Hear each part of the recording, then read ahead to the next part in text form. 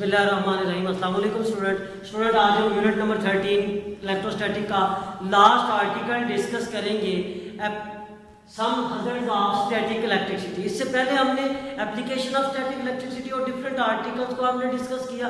आज लास्ट के आर्टिकल्स के अंदर हम के इलेक्ट्रिसिटी के जो हज़ार्ड्स हैं, मीन खतरात हैं, वो कौन से हैं। सबसे पहला लाइटनिंग। लाइटनिंग किसको कहा जाता है? आसमानी बिजली। अक्सर आप लोग देखें कि जब तेज तूफान आता है तो उसमें बादल जो है वो जब बादल गरजते हैं, ठीक है, उनकी वाइब्रेशन होती है तो उसको हम कहते हैं लाइटनिंग, ठीक है, जिससे लाइट सी जमीन पे आती है उसको हम कहते हैं आसमानी बिजली। अब ये जो लाइटनिंग का प्रोसेस है ये किस तरह होता है स्टूडेंट याद रखें। जब क्लाउड जो है बादल ये जब वाइब्रेट करते हैं तो इसके अंदर जो वाटर मॉलिक्यूल और एयर मॉलिक्यूल्स होते हैं ये दोनों आपस में कोलाइड करते हैं, तो इनकी कोलाइड की वजह से फ्रिक्शन पैदा होती है। उस फ्रिक्शन की वजह से क्लाउड्स के ऊपर जो है वो बहुत ज़्यादा मिकदार के अंदर जो है वो इलेक्ट्रिक चार्ज जो है वो प्रोड्यूस हो सकता है।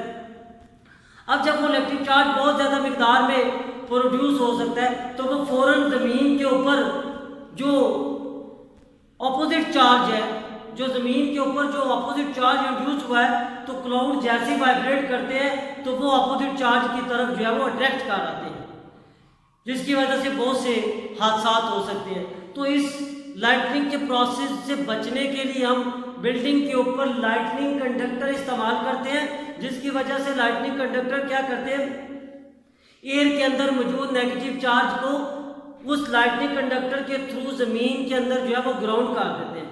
तो स्टूडेंट इस प्रोसेस के थ्रू जो है वो हम काफ़ी हद तक इस लाइटनिंग जैसे प्रोसेस से जो है वो बच सकते हैं। इस प्रोसेस को हम कहते हैं लाइटनिंग, आसमानी बिजली।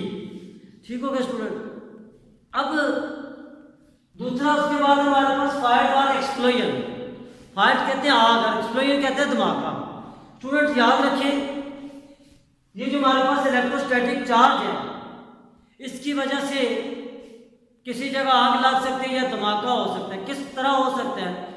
अगर आप लोग देखें कि जैसे ही पेट्रोल पंप के ऊपर डिफरेंट गाड़ियां पेट्रोल भरवा रही होती हैं तो उनकी बॉडी के ऊपर चार्ज किस तरह प्रोड्यूस होता है।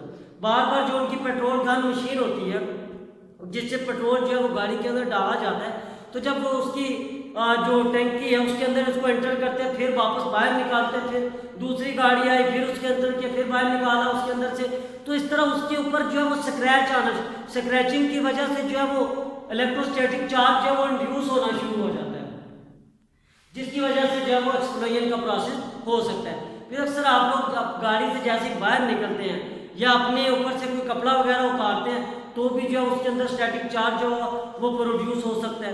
अक्सर आप लोग देखें कि अगर हम इसी स्टैटिक चार्ज जो किसी बॉडी के ऊपर बहुत ज़्यादा मिकदार में जमा हुआ है उसको किसी ऐसे एरियाज के अंदर जो है वो डिकम्पोज करने चाहें जहाँ पे पेट्रोल वेपर्स हों तो उस जगह आग लग सकती है। अक्सर आप लोग देखें गाड़ी की बॉडी जो है वो जैसे रोड के ऊपर मूव कर रही होती है तो वो चार्ज होना शुरू हो जाती है।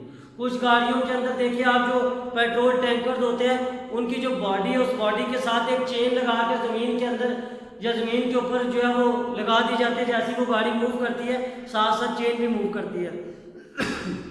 उससे होता क्या है कि उसकी बॉडी के ऊपर जो चार्ज आया हुआ है वो चेन के थ्रू जो है वो सारा ज़मीन के अंदर ग्राउंड होता जाता है, जिसकी वजह से पेट्रोल टैंकर जो है वो महफूज रहते हैं। इसी तरह हवाई जहाज़ को देख ले, जैसे ही वो हवा में उड़ रहा होता है उसकी बॉडी के ऊपर बहुत ज़्यादा चार्ज हो जाता है।